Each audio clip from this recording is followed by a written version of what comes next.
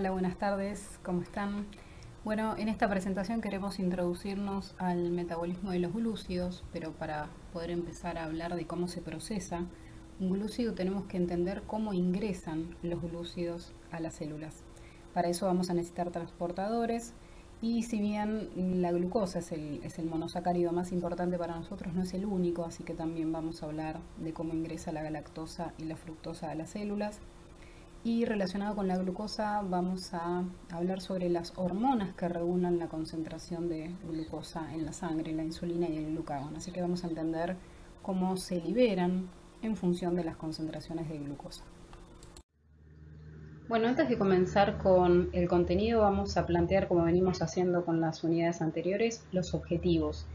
Y el objetivo de esta clase es poder reconocer, básicamente, ¿qué es un transportador? ¿Qué tipos de transportadores existen? ¿Cuáles son las características de esos transportadores? Y la ubicación, no solo tisular, o sea, en los tejidos, sino además celular, o sea, en qué parte de la célula se encuentra un transportador.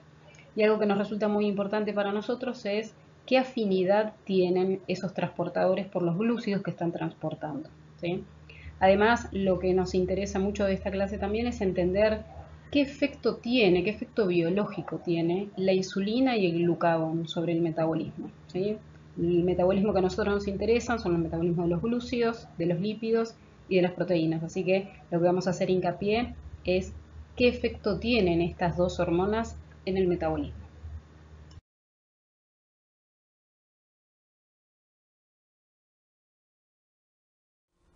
Lo primero que nos vamos a preguntar es ¿por qué necesito un transportador para que ingrese un monosacárido a las células o que salga un monosacárido de las células?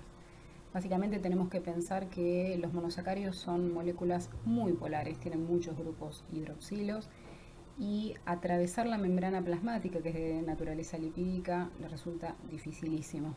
Por lo tanto, entonces necesitamos alguna molécula que nos facilite el transporte de un lado al otro de la membrana y para eso están los transportadores. Estos transportadores son todos de naturaleza proteica y básicamente tenemos de dos tipos que vamos a presentarlos ahora. Bueno, los dos tipos de transportadores de monosacáridos, específicamente vamos a hablar de la glucosa y en el caso que haya que agregar algún otro monosacárido lo haremos, son de dos tipos. El primer tipo no solo transporta un monosacárido, sino que también transporta sodio y a eso le llamamos S-GLUT. Esta S de adelante me indica la S de sodium precisamente. Y los transportadores GLUT no requieren un cotransporte asociado con sodio, sino que solamente ingresa el monosacárido. Así que vamos a ver qué diferencia hay en cuanto al comportamiento de estos dos transportadores. Comencemos hablando de los S-GLUT, aquellos que tenían este cotransporte con sodio. Básicamente los transportadores, como son proteicos, requieren, en este caso, que se acople el transporte de sodio a través del transportador, además de la entrada de glucosa. Básicamente, la entrada de glucosa se da gracias a la entrada de sodio. Estos transportadores permiten también entrar el otro monosacárido, que es la galactosa. Como les indicaba, el cotransporte con sodio es importante porque el sodio es el que ingresa a favor del gradiente electroquímico, ¿sí? Hay más concentración de sodio fuera de la célula que adentro, por lo tanto el gradiente es hacia el interior de la célula. Por lo tanto el sodio ingresa a favor del gradiente y la glucosa ingresa en contra de su gradiente. Por lo tanto va a haber menos cantidad de glucosa fuera de la célula que en el interior. La ubicación de estos transportadores no es ubicua, no están en todo el organismo, están en dos lugares básicamente. Y por empezar son la membrana luminal o apical de las células del intestino delgado, las que son encargadas de la absorción, precisamente luego del proceso digestivo, y en el túbulo contorneado proximal del riñón. O sea que básicamente los S-GLUT están en la membrana luminal o apical del intestino y del riñón. Bueno, lo que vemos en esta diapositiva es la estructura del transportador que les contaba que es de naturaleza proteica. De hecho, es un polipéptido que tiene 14 pasos transmembrana. Estos 14 pasos me permiten armar como una especie de de barril, de tubo, por donde puede ingresar el monosacárido. Ahora les voy a mostrar cómo sería el funcionamiento de este transportador. Bueno, les contaba entonces que este transportador es de la naturaleza proteica. Si nosotros nos ubicamos en lo que sería una célula, vemos que el transportador es este violeta, que es como una especie de barril, como dijimos, pero es un barril que está cerrado normalmente.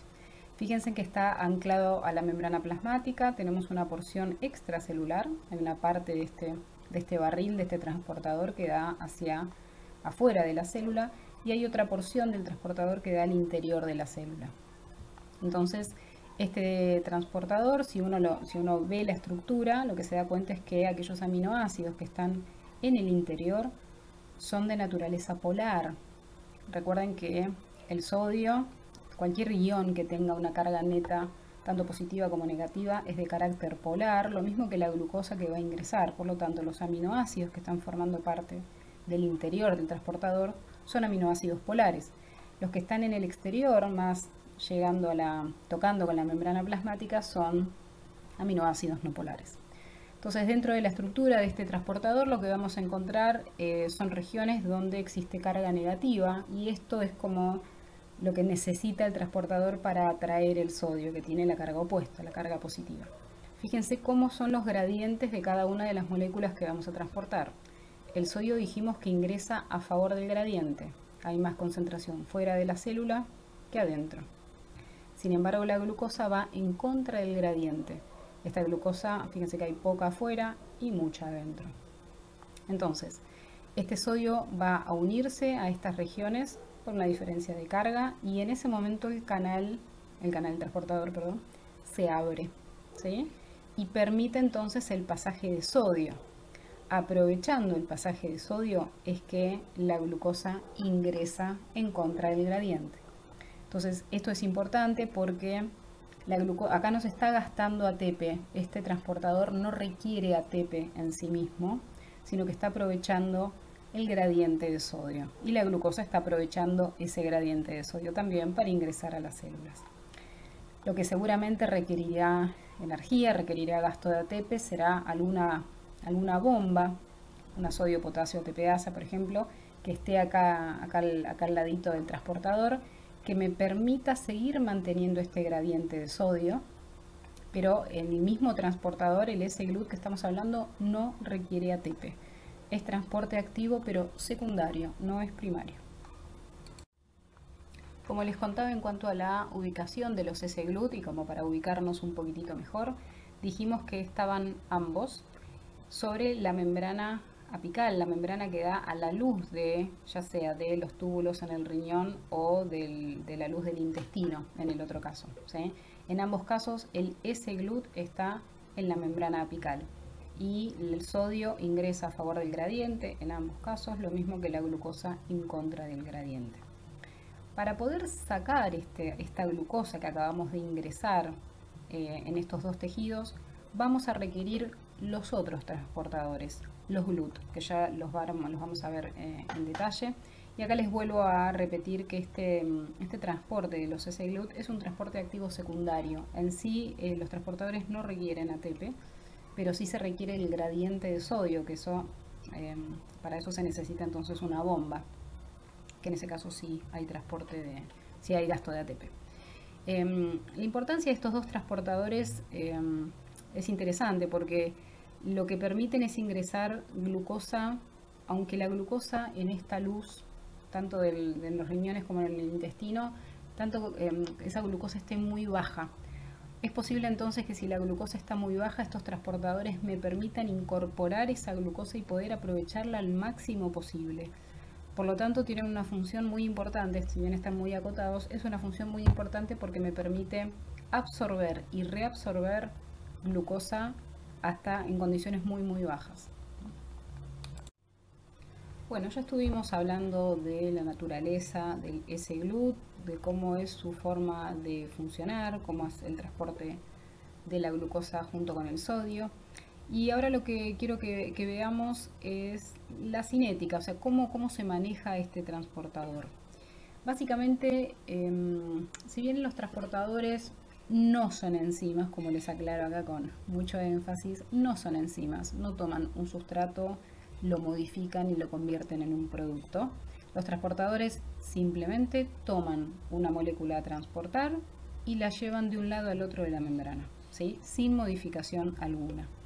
Por lo tanto, entonces, realmente no son enzimas. Sin embargo, tienen una característica que, por lo menos las hacen similares, que es la saturabilidad. Los transportadores son saturables, igual que las enzimas. Los transportadores necesitan un tiempo mínimo para llevar una molécula de un lado al otro de la membrana, por lo tanto, por más cantidad de esa molécula que nosotros pongamos de un lado de la membrana, no lo va a transportar más rápido. Por lo tanto, el transportador está saturado. Entonces, utilizando este concepto, porque es algo conceptual, podemos extraer de enzimas el concepto de KM. Lo que estamos queriendo hacer es entender la afinidad del transportador por la molécula que va a transportar, ¿sí? Insisto, no es una enzima, acá no hay enzima sustrato, pero sí el transportador tiene una afinidad por la molécula que transporta. Hay transportadores que, fíjense que acá les muestro, además de la glucosa, transportan galactosa y tienen afinidades distintas con cada una de ellas. Por lo tanto, es importante entender la afinidad del transportador por su sustrato. Quizás lo vamos a ver en forma más extensa con los GLUT. Sin embargo, de estos dos que hemos descrito, de estos dos S-GLUT, lo que quiero que hagamos énfasis no es en el número, sino es en el número de km, en este número tan bajo que tienen de km. Lo que me está indicando este número tan bajo es que tienen una gran afinidad los transportadores por las moléculas que transportan. Realmente son muy afines.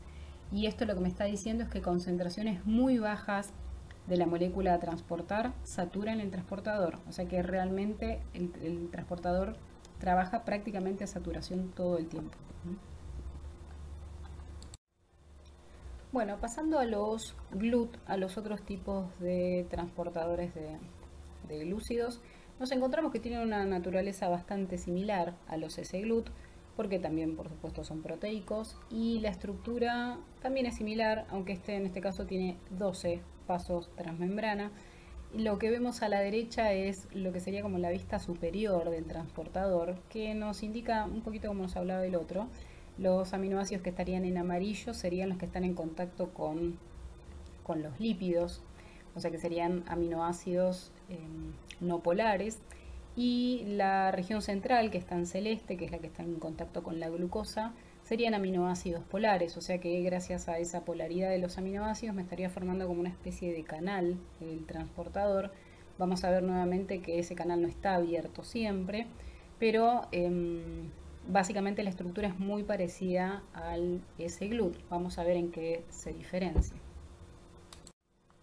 Bueno, en este caso los GLUT, por empezar, están ubicados en todas las células del organismo, y esto es una diferencia bastante importante con los S-GLUT, que estaban ubicados solamente en el duodeno y en el riñón. En este caso los GLUT están ubicados en cualquier membrana, no solo en la membrana apical, sino puede estar en la apical y en la vasolateral de todas las células del organismo. Así que esto es una diferencia, como les decía, importante con los S-GLUT. Y transportan algunos solamente glucosa, pero otros tienen la capacidad de transportar no solo glucosa, sino que galactosa también. Y hay un transportador específico para fructosa, que ahora lo vamos a ver. Básicamente la forma de funcionar de los GLUT es a favor del gradiente. O sea que nosotros tenemos más glucosa fuera de la célula y menos glucosa dentro de la célula, el gradiente va hacia el interior de la célula, por lo tanto entonces el transportador ingresa glucosa. ¿Qué pasaría si se invierte el gradiente? ¿Qué pasaría si esa célula tiene más concentración de glucosa adentro que fuera? El transportador sacaría glucosa. O sea que los GLUT siempre transportan el monosacárido a favor del gradiente, para donde vaya el gradiente. Este tipo de transporte se llama difusión facilitada, porque no deja de ser una difusión. Acá la energía no está saliendo del ATP ni de ningún otro lugar, sino que el propio gradiente tiene esa propia energía para mover las moléculas de un lado al otro. En este caso es facilitado por un transportador. Como les cuento acá en esta diapositiva, inclusive una misma célula puede tener muchos GLUT distintos, o sea que no depende exclusivamente de la célula en la que estemos. Si bien es cierto que cada célula quizás tiene alguno más representativo, no suelen tener un solo tipo de GLUT. Lo que vemos en esta tabla es la cantidad de GLUT descriptos hasta el momento. Son un montón, sin embargo nos vamos a focalizar sobre todo en los 5 primeros. Y de los 5 primeros nos interesan particularmente los 4 primeros. Fíjense que por empezar el GLUT5, vamos a ese porque es específico de fructosa, no tiene afinidad por ningún otro monosacárido, por lo tanto es específico para solamente el transporte de fructosa, y lo tienen células como por ejemplo los espermatozoides, el riñón, el yeyuno, las células de la microglía, o sea que básicamente esto es un transportador que es específico para fructosa. Si nos focalizamos en los 4 primeros, es interesante para nosotros entender qué relación tiene el KM con cada uno de estos transportadores y en qué tejidos están expresados estos transportadores, porque básicamente cada tejido va a expresar el transportador que satisfaga sus necesidades de glucosa. Por lo tanto, no es lo mismo la necesidad de glucosa que tiene el sistema nervioso o que pueden tener los eritrocitos que la necesidad de glucosa que puede tener el hígado o el músculo. Por lo tanto, entonces cada tejido va a tener en forma representativa algún GLUT que satisfaga esas necesidades, como les contaba recién.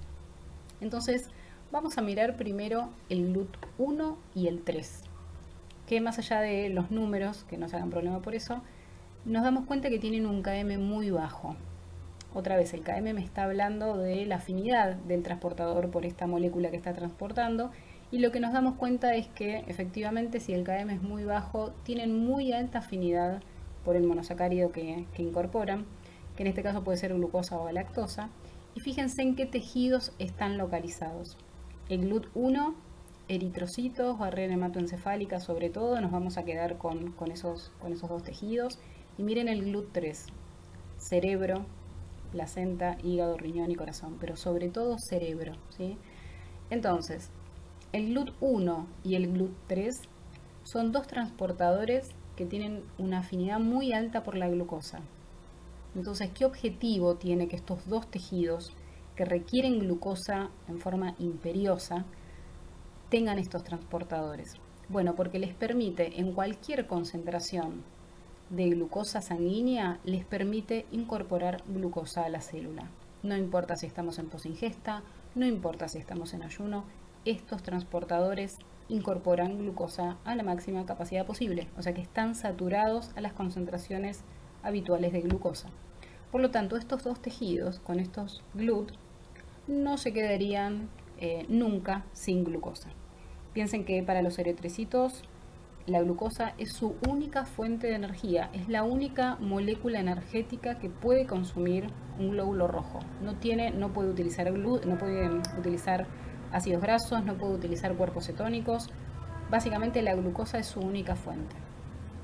El cerebro, el sistema nervioso central, también depende de la glucosa, también lo hace. En ayunos muy prolongados podría utilizar cuerpos cetónicos, pero la verdad es que su combustible preferido es la glucosa. Por lo tanto, estos 2 tejidos requieren glucosa sí o sí para poder mantenerse viables.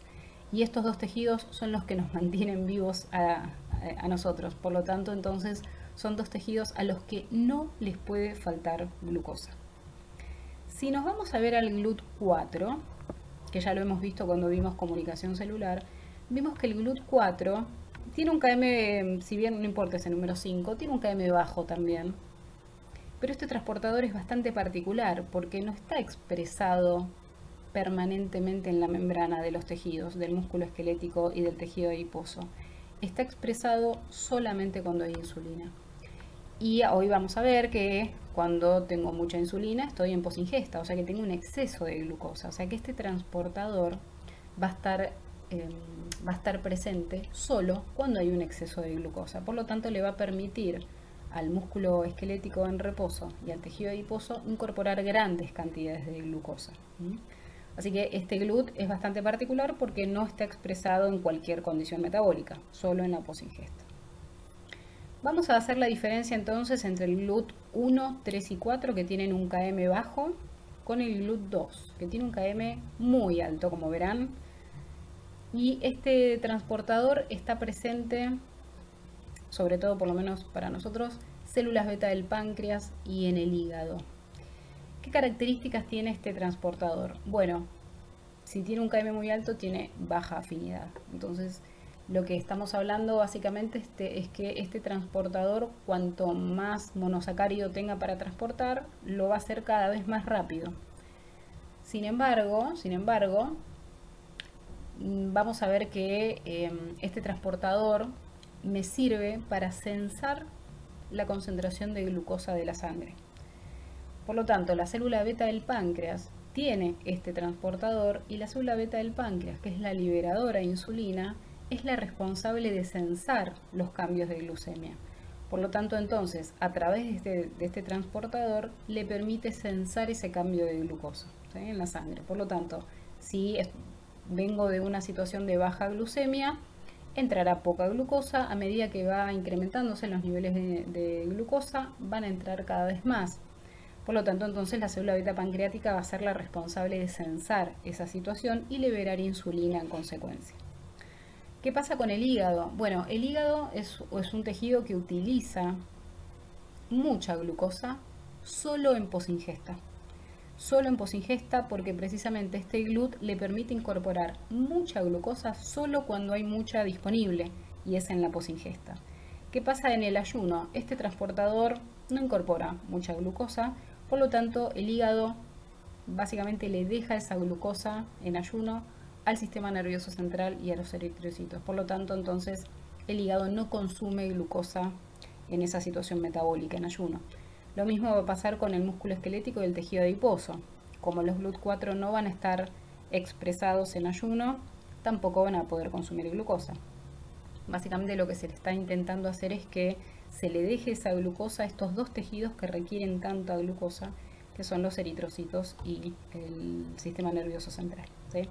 Por lo tanto, entonces, es muy importante entender qué relación existe entre el tejido del que estemos hablando, su necesidad de glucosa y el transportador que tenga en la membrana, porque ese transportador le va a ser útil a ese tejido. Bueno, para entender entonces cómo funciona el GLUT, tenemos acá una esquemita que me hace acordar mucho a un brochecito, pero básicamente el transportador lo que me muestra es que está abierto hacia el exterior de la célula y esta glucosa estaría uniéndose al transportador desde el lado de afuera. Cuando la glucosa se une a este transportador, el transportador cambia su conformación y permite que se abra hacia el interior de la célula. Por lo tanto, la glucosa termina como impulsada hacia el interior celular. Luego de dejar la glucosa dentro de la célula, el transportador vuelve a tomar la forma original, que es cuando volvemos otra vez hacia arriba, para volver a incorporar otra molécula de glucosa. Con esta diapositiva quería mostrarles cómo una misma célula puede tener más de un tipo de transportador, y en este caso les muestro una célula del epitelio del duodeno, donde en la membrana apical, en la parte donde ven las microvellosidades, aparece un S-GLUT.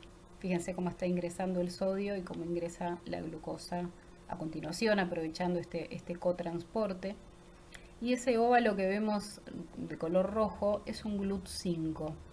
Fíjense que, insisto, en la misma membrana pueden coexistir un S-GLUT y un GLUT. Tienen funciones distintas porque transportan distintos monosacáridos. Entonces el GLUT5 es específico para fructosa y, como les había contado, los GLUT pueden estar en los dos tipos de membrana. Y una vez que ingresa la glucosa y que ingresa la fructosa, salen a partir de otro GLUT, ¿sí? En este caso les muestro que también está presente el GLUT2 en el intestino, y ese GLUT es encargado de finalmente sacar la glucosa hacia la circulación y después distribuirla, ¿sí?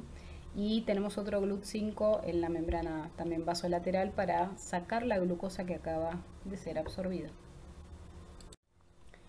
Bueno, acá lo que vemos es cómo se dan secuencialmente los eventos desde que ingerimos glucosa en la dieta hasta que finalmente podemos regular esa cantidad de glucosa que estamos ingiriendo, porque esa glucosa que ingresamos a través de la dieta termina siendo volcada en el torrente sanguíneo y esa glucosa en sangre empieza a aumentar. Por lo tanto, esa glucosa tenemos que descenderla hasta nuevamente los valores normales. ¿Y cómo hacemos para que descienda? Bueno, dijimos que el páncreas, y gracias a la presencia de GLUT2 en la membrana, es el encargado de darse cuenta que está aumentando la glucemia. O sea que ese incremento de glucosa en la sangre le permite a este GLUT2 incorporar más cantidad de glucosa al interior de la célula beta del páncreas y en respuesta a ese aumento de glucosa la célula beta libera insulina. Esta insulina entonces va por el torrente sanguíneo a la gran mayoría de los tejidos, que la gran mayoría tiene receptores para insulina. En particular nos interesan estos dos, el músculo esquelético y el tejido adiposo. ¿Por qué nos interesan estos? Porque estos dos tejidos, luego de que la insulina se una a su receptor y que genere la cascada de señalización que hemos visto ya en comunicación celular, a través de esta cascada de insulina permite la expresión de los GLUT4 en la membrana, estos transportadores de glucosa que son inducibles por insulina. Por lo tanto, una vez que estos GLUT4 están expresados en estos estos tejidos incorporan grandes cantidades de glucosa y les permite descender la glucemia. La glucosa entonces ingresa a los tejidos y va bajando en la sangre, por lo tanto se puede regular la glucemia de esta manera. Otro tejido importante que va a regular la glucemia, que ya lo vamos a ver, es el hígado. Lo que pasa es que el hígado no tiene GLUT4, sino que tiene GLUT2. En este caso yo les quería contar cómo la expresión de los GLUT4 y gracias al aumento de la glucemia me permitió poder regular la glucemia durante la posingesta. Bueno, y con esta diapositiva básicamente queríamos demostrarles que los tejidos tienen una distribución de GLUT específicos, que dijimos que si bien un tejido no tiene un único tipo de GLUT, es cierto que tiene uno que es más representativo y acá lo que les mostramos son los más representativos y que le permiten a esos tejidos entonces satisfacer las necesidades de glucosa. Bueno, hasta ahora hemos hablado entonces de cómo hacen las células para incorporar la glucosa. Más adelante veremos qué hace cada una de esas células con la glucosa, pero ahora lo que queremos entender es qué relación existe entre la glucosa y la insulina y el glucagón. Estas dos hormonas que tienen mucho que ver entre sí y que tienen una relación directa con la glucosa. Entonces vamos a ver cada una de ellas. Bueno, vamos a hablar de la insulina entonces.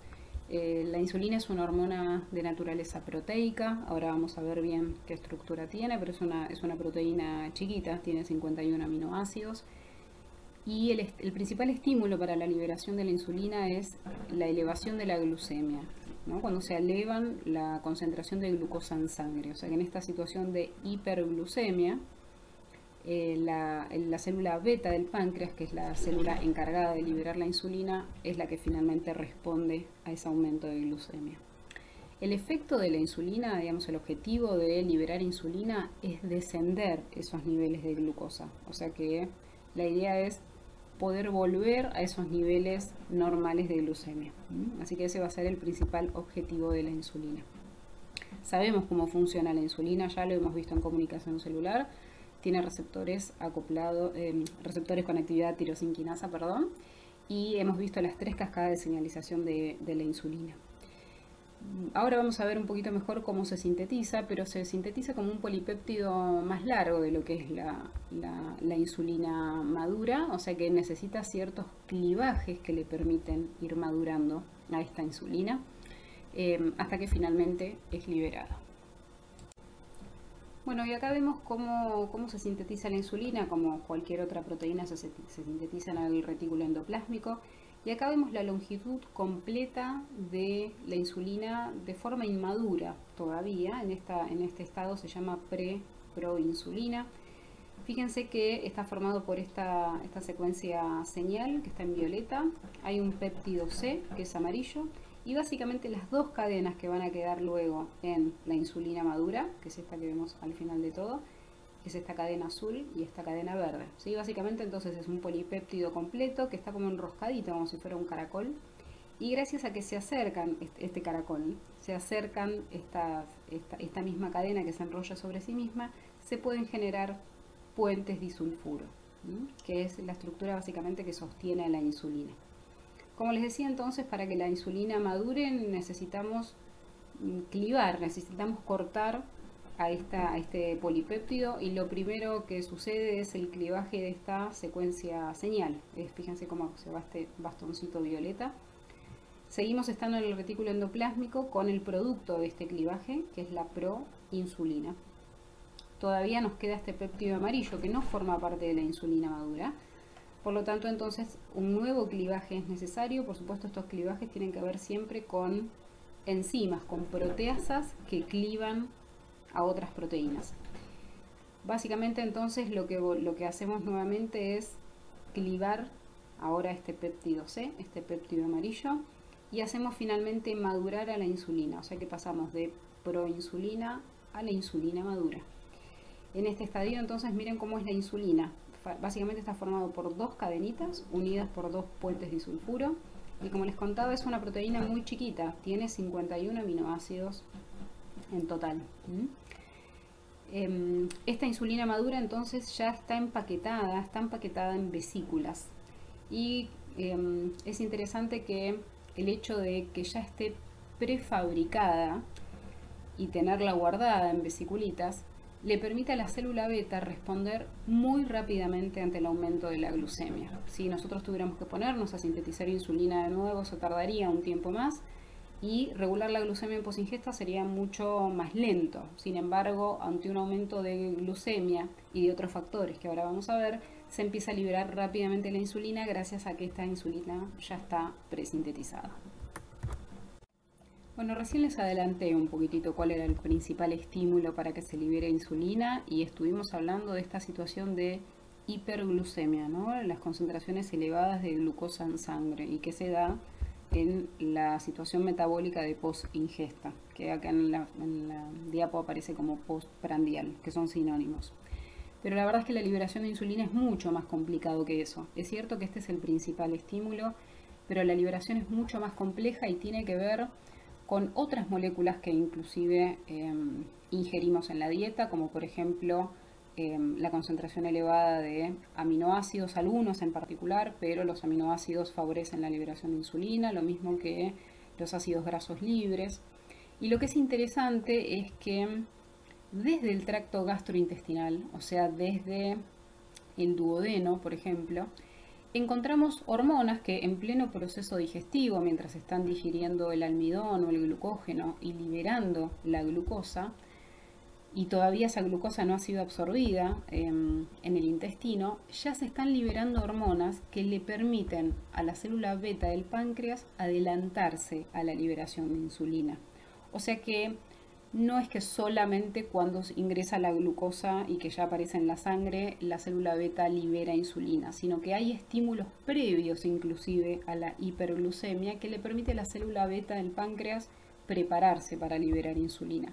La liberación entonces quizás ya empieza siendo muy baja en principio, y cuando llega la glucosa la liberación es mucho más importante, pero no perdamos de vista estas hormonas que se llaman incretinas y que favorecen la liberación de insulina.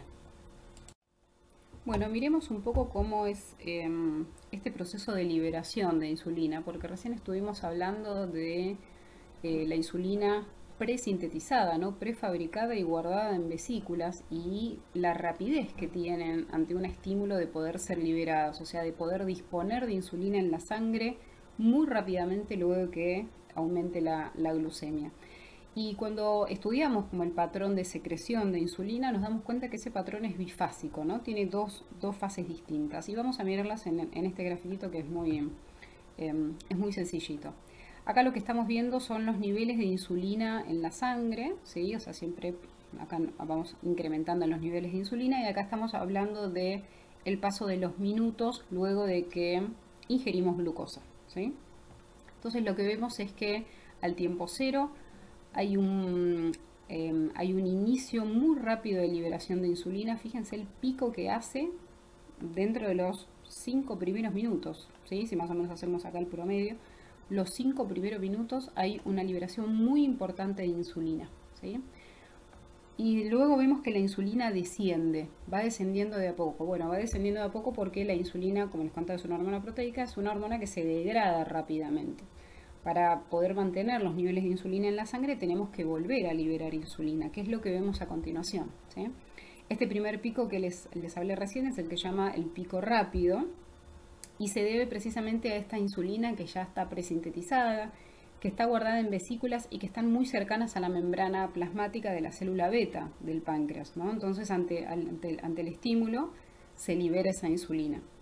Sin embargo, entonces, si vemos más hacia la derecha de este gráfico, vamos a ver que hay un segundo pico de insulina, que es un pico de liberación más lento, pero más persistente, ¿no? O sea, no es tan rápido como el anterior, pero sí perdura más en el tiempo. Y básicamente ese pico está formado por la insulina, que se sintetiza desde cero, lo que se llama la síntesis de novo. O sea, básicamente nuevamente hay traducción de proteínas y por lo tanto aparece la insulina y se genera todo ese proceso de maduración que vimos hace un ratito y después es liberado y todo eso tarda unos minutos más en aparecer. Inclusive se puede ver a gránulos que, digamos, que contienen insulina, pero que están más guardados dentro de la célula, entonces les cuesta más llegar a la membrana plasmática. Básicamente esas dos situaciones serían las que me justifican este segundo pico de insulina, que mientras sigamos ingiriendo alimentos se va a seguir liberando insulina. La insulina va a dejar de producirse cuando dejemos de comer, ¿sí? Por lo tanto, el estímulo sigue, mientras siga el estímulo, sigue la liberación de insulina. Y uno puede preguntarse, digamos, si uno se come una torta completa, si uno puede elevar la glucemia en forma indefinida, y la respuesta es no. Mientras el sistema de la insulina funcione bien, la insulina no permite aumentar los niveles de glucemia por arriba de los 200 miligramos decilitro. Los valores normales son entre 70 y 110 miligramos decilitro, entonces es lógico que en la posingesta aumente 110, 120, 130, pero no podemos llegar a picos indefinidos de glucemia y el máximo es 200 y eso es gracias a la insulina. 1 o 2 horas después esa glucosa va a volver a bajar de 200 otra vez por debajo de 110 y eso es gracias a la insulina. Bueno, con esta diapositiva intentamos darles un pantallazo de los efectos de la insulina. Por ahora es bastante reciente esto porque recién, digamos, conocemos a la insulina, así que no hace falta saber esto ahora mismo. Pero sí quiero que vayamos como introduciéndonos en los efectos de la insulina. ¿Cuál es el objetivo de la insulina? Y sobre los glúcidos estuvimos hablando básicamente de disminuir la glucemia, ¿sí? O sea, aquella glucosa que está elevada en la sangre, lo que va a hacer la insulina es disminuirla. Claro, pero va a disminuir porque va a ingresar a los tejidos, entonces hay ciertos tejidos que básicamente lo que van a hacer es fabricar glucógeno a partir de esa glucosa, que sabemos que es una forma de almacenamiento de glucosa. Entonces, lo que nos damos cuenta después estudiando metabolismo, por eso les digo que por ahora no se preocupen, es que todos aquellos procesos que tienen que ver con el anabolismo, con la síntesis de moléculas, sobre todo de moléculas grandes, moléculas de almacenamiento, la insulina lo va a favorecer. Básicamente la insulina lo que quiere es como acovachar reservas para cuando falten durante la situación metabólica de ayuno. Entonces, de las tres, digamos, de tres de las moléculas que hemos visto, vamos a ver que la insulina lo que va a hacer es favorecer la acumulación, ya sea de lípidos, de glúcidos o de aminoácidos en forma de proteínas, ¿sí? Entonces, si uno va a mirar el efecto que tiene sobre los lípidos, vamos a ver que favorece la síntesis de ácidos grasos, la captación de ácidos grasos en el tejido adiposo para luego sintetizar triglicéridos y básicamente como favorece los procesos anabólicos, inhibe los procesos catabólicos, los procesos de degradación. Por lo tanto, van a ver que de cada uno de los metabolismos que veamos, La insulina va a favorecer la síntesis de moléculas de almacenamiento, mientras va a tratar de evitar los procesos que tengan que ver con la degradación de esas moléculas de almacenamiento. De eso se va a encargar el glucagón, que ahora lo vamos a ver, ¿sí? Entonces, básicamente de cualquiera de las tres moléculas que estemos hablando se favorece la síntesis. Veremos algún que otro detalle ya cuando veamos metabolismo, algún que otra excepción de la regla, pero básicamente lo que quiere es favorecer la síntesis de moléculas de almacenamiento, evitando la degradación. Bueno, y ahora vamos a presentar a la antihormona, ¿no? A la antiinsulina, que sería el glucagón. Básicamente el glucagón y la insulina están todo el tiempo compitiendo, porque la insulina es la hormona que domina la situación de posingesta y el glucagón es la hormona que domina la situación de ayuno, la situación de cuando tenemos hambre, básicamente. Entonces, básicamente el glucagón se libera en una situación completamente opuesta a la que se liberaba la insulina. El glucagón se va a liberar cuando la concentración de glucosa en sangre sea disminuida o esté dentro de los valores normales, ¿sí? Porque después ya hablaremos cuando hablemos de regulación de la glucemia. Yo tengo que mantener esa glucemia en el tiempo. Y si yo sigo gastando glucosa, esa glucemia va a descender por debajo de los valores normales. Entonces, como quiero mantenerla constante en el tiempo, vamos a ver cómo hacemos para seguir aportando glucosa. Entonces, acá el glucagón es el responsable de mantener esta glucemia normal, o cuando está disminuida, como les decía, llevarlo a estos valores normales. O sea que básicamente el glucagón se libera cuando la concentración de glucosa está disminuida o es normal. Y al contrario, el efecto del glucagón, o sea, lo que quiere hacer el glucagón es aumentar la glucemia. Como les decía, si la glucemia está por debajo de nuestros valores normales, lo que va a querer hacer el glucagón es elevarlo y llevarlo hasta los valores normales, ¿sí? Entonces el glucagón es una hormona hiperglucemiante.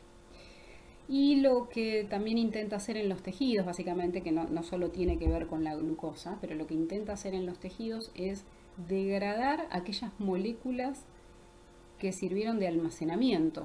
O sea, por eso el efecto del glucagón es el contrario del de la insulina, literalmente. La insulina guarda moléculas energéticas para cuando falten, porque la insulina, como está en posingesta, está en esta situación como de bonanza, de exceso de moléculas, y es un buen momento para almacenar, ¿sí?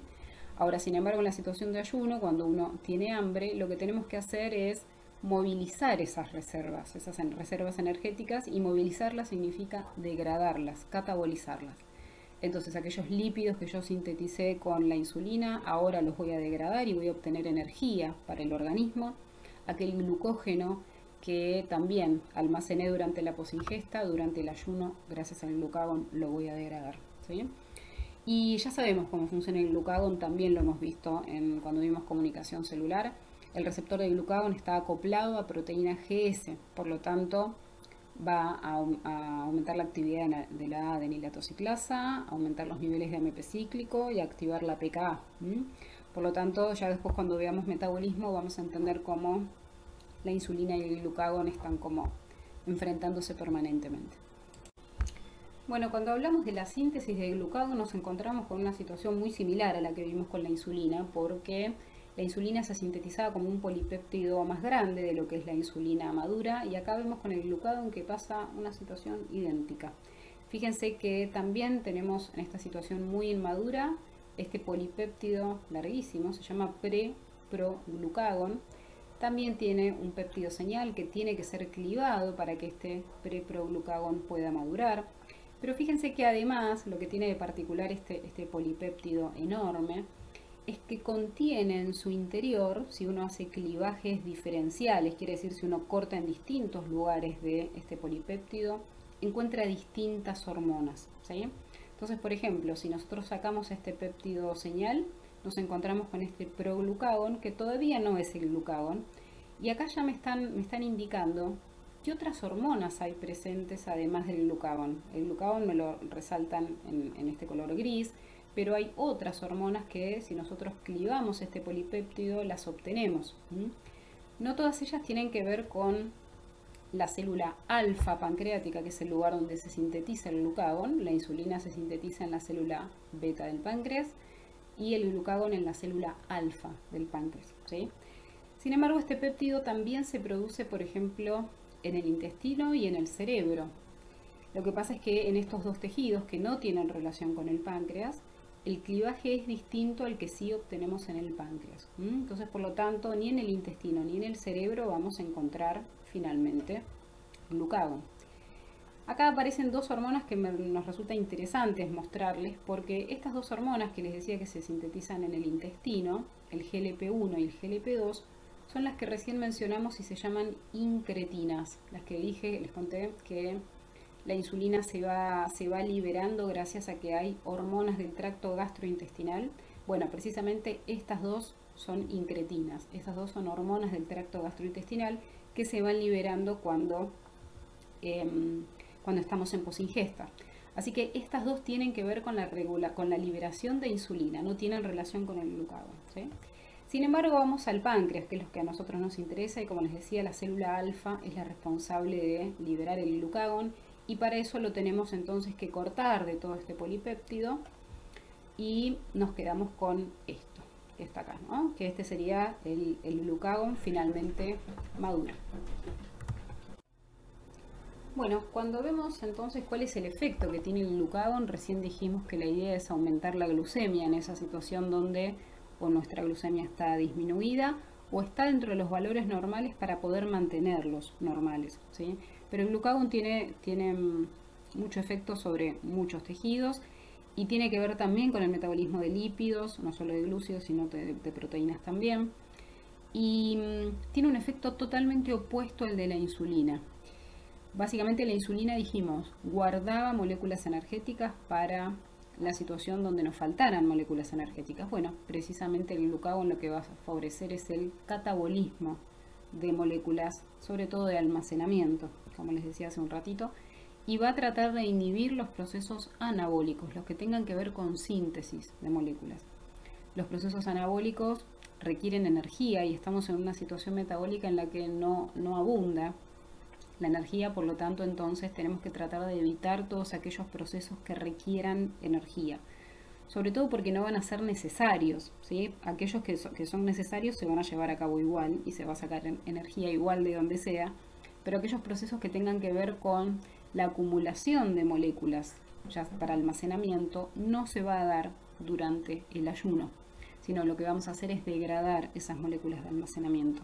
Y lo vamos a ver tanto para los lípidos como para los glúcidos como para las proteínas, ¿sí? Entonces, como les contaba, cuando nos introduzcamos en cada uno de los metabolismos vamos a poder entender mejor qué hacen, cuáles son los procesos que estimulan cada una de las hormonas, así que por ahora simplemente tengámoslo en cuenta. Pero el glucagón hace exactamente lo contrario de la insulina, es favorecer la degradación de moléculas. Bueno, muy bien, ya que venimos hablando de la importancia que tenía la glucosa en sangre como el principal estímulo para la liberación de insulina y de glucagón, queremos presentarles cómo hacen, ¿no? Cómo hacen la célula alfa del páncreas y la célula beta del páncreas para recibir este estímulo de la glucemia y liberar glucagón e insulina, cada una en su momento. Entonces, para eso vamos a estudiar un poquitito cómo son estas células pancreáticas. Por empezar, arranquemos por acá. Empecemos por la célula alfa pancreática. Fíjense que acá tenemos la célula, lo que sería la célula alfa, esta que está acá, estaría como un cuarto de la célula, y de este lado tenemos la célula beta pancreática. En ambas situaciones estamos hablando del ayuno. Lo que estamos entonces tratando de entender es cómo durante el ayuno la célula alfa pancreática libera glucagón, que lo hicimos acá en amarillo, y cómo no libera insulina, ¿sí? Entonces vamos a hablar primero qué es lo que sucede a la célula alfa pancreática y qué es lo que no le sucedería a la célula beta en esa situación. Por empezar, tenemos que entender un poco cómo funcionan todas las células básicamente de nuestro organismo, y es que nuestras células se toman mucho trabajo en regular la concentración de iones de un lado al otro de la membrana. En este caso yo les muestro el potasio, que es un catión, tiene carga positiva, y tenemos que entender que tenemos ciertos canales en la membrana, en este caso les presento canales de calcio y canales de sodio, que son canales que dependen del voltaje. ¿Qué significa este voltaje? El voltaje básicamente sería como la electricidad que nosotros conocemos en casa. Y acá lo que les muestro es que el voltaje de la membrana plasmática puede cambiar dependiendo de la concentración relativa, ¿no? Porque es de ratitos, de cargas positivas y negativas del otro lado, ¿sí? Entonces, quiero que entendamos que estos canales que estamos viendo, por lo menos estos tres que les señalo, son dependientes de voltaje, por eso se llaman voltaje dependientes. Son canales que se abren cuando se les da la cantidad de voltaje que ellos necesitan, ¿sí? Entonces les decía, ¿cómo generamos ese voltaje? Ese voltaje se genera cambiando de a ratitos la cantidad de cargas positivas en el interior de la célula, mientras el exterior queda ligeramente más negativo, ¿sí? Esa diferencia que tengo de voltaje va a hacer entonces que estos canales puedan abrirse o cerrarse. Ahora veremos, ¿sí? Entonces, básicamente entendiendo esto, nos vamos a entender cómo finalmente ingresan más cationes a la célula. Por empezar, hablemos de cómo está la glucemia en esta situación de ayuno. La glucemia, dijimos que en una situación de ayuno puede estar baja, puede estar por debajo de lo normal, puede estar por debajo de 70 miligramos de decilitro, pero no es el único momento donde se tiene que liberar glucagón. El glucagón se tiene que liberar cuando la glucemia está normal, porque el objetivo del glucagón va a ser mantener esa glucemia normal, ¿sí? Entonces, acá lo que les muestro es esta N sería la glucemia normal, y esta cantidad de glucosa normal que tenemos en la sangre ingresa, por supuesto, a través de un transportador que es el GLUT1, que está presente en la membrana de la célula alfa pancreática. Esta concentración de glucosa que está ingresando, por supuesto que va a ser procesada, después entenderemos bien cómo se procesa esa glucosa, pero esta cantidad de glucosa me va a dar una cantidad de ATP determinada. Entonces, esta cantidad de ATP va a depender de la cantidad de glucosa que ingrese a la célula. Y la cantidad de glucosa que ingrese a la célula dependerá de la concentración de glucosa extracelular, ¿no? Que yo tenga en la sangre. Entonces, esta cantidad de ATP que obtenemos en esta situación de ayuno es una cantidad normal, porque esta concentración de glucosa es normal, ¿sí? ¿Qué pasa con esta cantidad de ATP? Hay unos canales, otros canales en la membrana, que son los canales de potasio, que les mostré acá, que están en celeste, ¿sí? Estos canales de potasio no dependen del voltaje, como pasa con estos. Dependen de la cantidad de ATP que haya, ¿sí? Por eso les escribí que son canales de potasio sensibles a ATP. Entonces, en esta situación donde la cantidad de ATP es normal, estos canales se encuentran,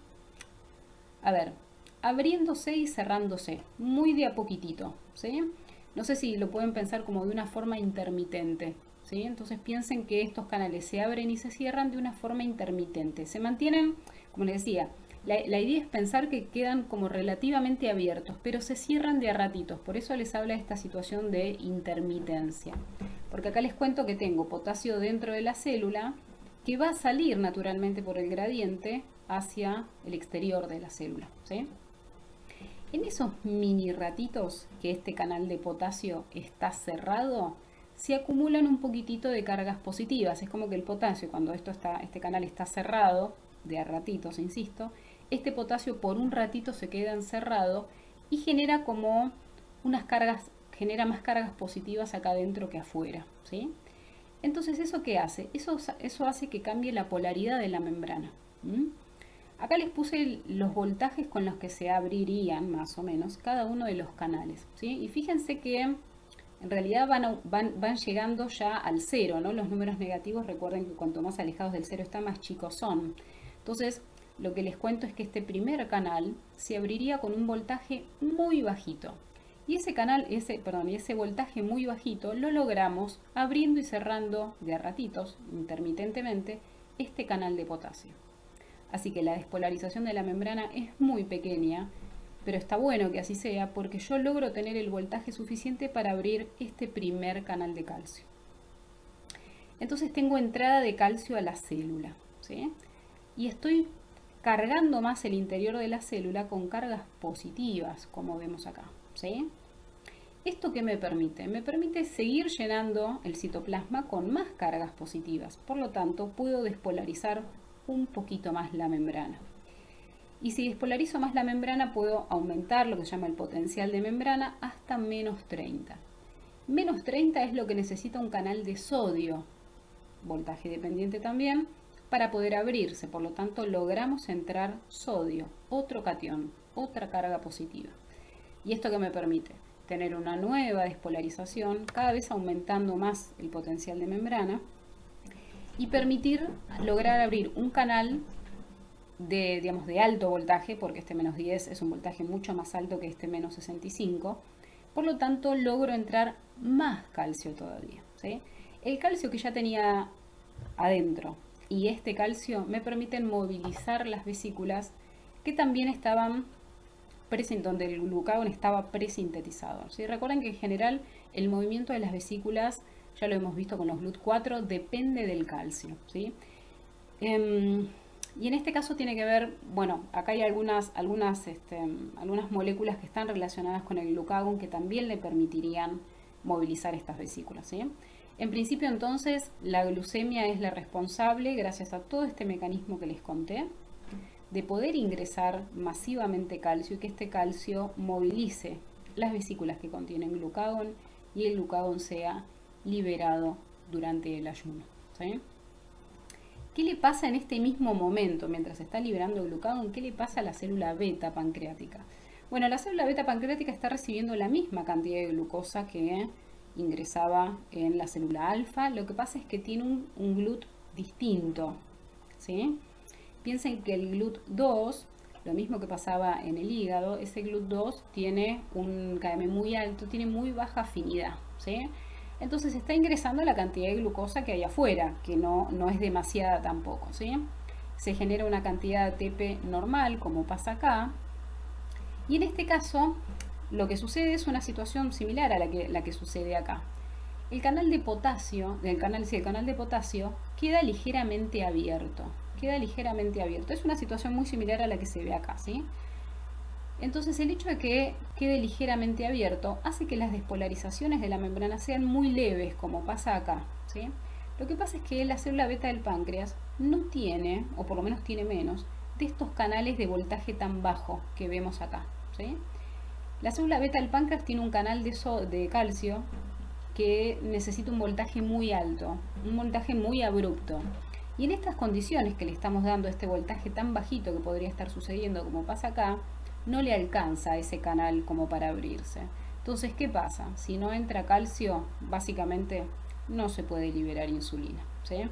Por lo tanto, durante la situación de ayuno, la célula beta pancreática, teniendo esta concentración de glucosa, logra liberar glucagón gracias a esta despolarización leve, ¿no?, que va sucediendo de a poquitito. Sin embargo, la célula beta necesita una despolarización muy abrupta como para poder abrir su canal de calcio. Por lo tanto, no puede liberar insulina. Bueno, vamos a ver qué pasa en la posingesta. ¿Por qué se invierten los papeles? ¿Por qué la célula beta ahora sí va a liberar insulina y por qué la célula alfa no va a poder liberar glucagón? Bueno, en este caso empecemos por la célula beta, porque creo que nos va a resultar nos va a resaltar más la situación, ¿sí? En este caso estamos hablando de la posingesta, por lo tanto ahora los niveles de glucemia ya no están normales, ahora la glucemia está elevada en la sangre, ¿sí? Y recuerden que este GLUT, del que estuvimos repasando recién, este GLUT tiene un KM muy alto, una muy baja afinidad, y cuanto más glucosa tengo fuera de la célula, más rápido ingresa. Por eso es un GLUT que es capaz de censar los niveles de glucemia, ¿sí? Entonces, cuando los niveles de glucemia aumentan, esta glucosa se eleva dentro de la célula beta pancreática. Si se elevan los niveles de glucosa, entonces se van a elevar los niveles de ATP que se producen como consecuencia, ¿sí? ¿Y qué pasa con nuestro canal de potasio, que antes venía como abriéndose y cerrándose de forma intermitente?